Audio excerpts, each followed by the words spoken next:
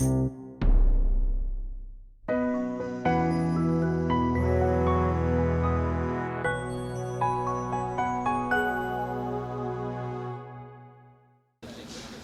this could be a momentous day with Occupy New Haven. What is going on?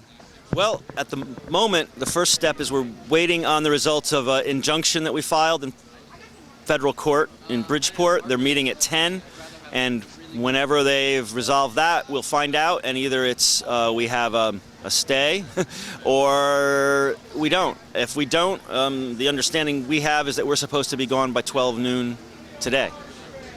How long have you been here at Occupy New Haven? 5 months tomorrow, October 15th. And what's been the main purpose of it in your point of view?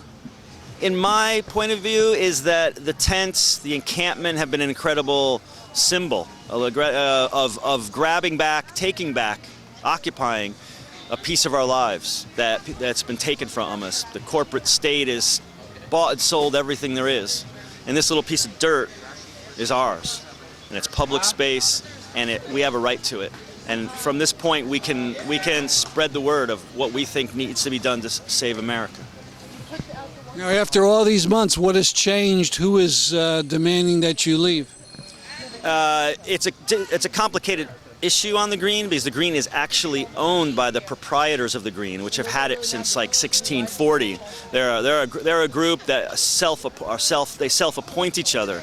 There's no voting. There's no input from the general public. So there's a combination of that and the city and Parks and Rec and all those things. But in the end, the proprietors are the ones that make the decision. So at some point, they decided they didn't want us here anymore. There's been talk that Yale would be upset if you were here during their graduation. I think so, 100%. I mean, I don't think the Yale students and their parents want to see the reality of the world outside their gates. What are some of the actions that have taken place with impetus from Occupy New Haven? Well, we've helped out in New York. A large group of us went to New York in November to shut down Wall Street, and we did.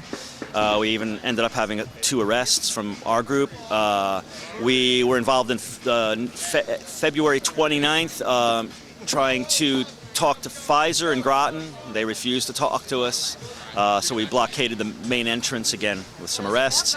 Talk more about that. What was the problem with Pfizer? The problem with Pfizer, one of many problems with Pfizer, is their involvement with ALEC, which is an organization that writes legislation in conjunction with corporations and politicians to push through for the government, to push through the legislatures that are all biased towards pro-big business, pro-corporation, anti-workers, anti-consumers. And Pfizer is a major player with ALEC, and so that was the stand we were taking that day.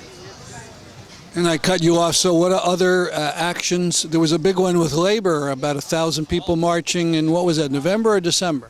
Yes, that must have been November, I believe, or the beginning of December. That was a large march and a wonderful chance to get together and show solidarity with the labor unions in town. We've also marched with groups against gun violence, against police brutality. We're working in small groups on the homeless issues in New Haven, schooling in New Haven, larger issues in the state.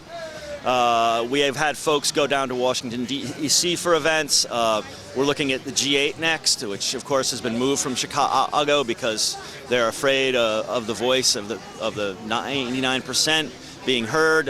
They've moved it to Camp David, but I know where Camp David is now, so I think a bunch of us will be going down there.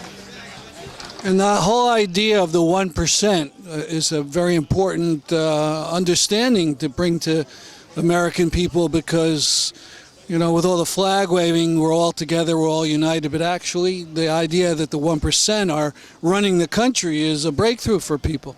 Yes, I mean, I firmly believe we've lost complete control. There's been a coup d'etat in America, a revolution, and we lost.